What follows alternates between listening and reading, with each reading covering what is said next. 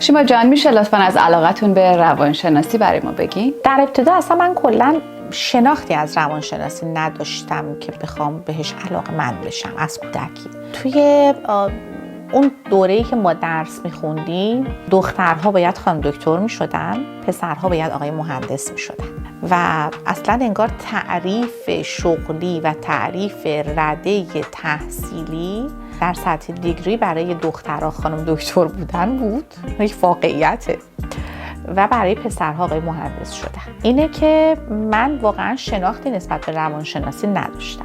سال آخر دبیرستان بر حسب اتفاق یک واحد اختیاری در دبیرستان به ما دادن به نام روانشناسی که من اونجا با رشته روانشناسی با اون وجهه قشنگ و اون بخشیش که من علاقه‌مند بودم بهش، اون زیست شناسیش، چون فیزیولوژی روانشناسی رو تدریس می‌کردم اون کتاب، آشنا شدم و شاید میشه گفت استارت من نسبت به روانشناسی اونجا زده شد.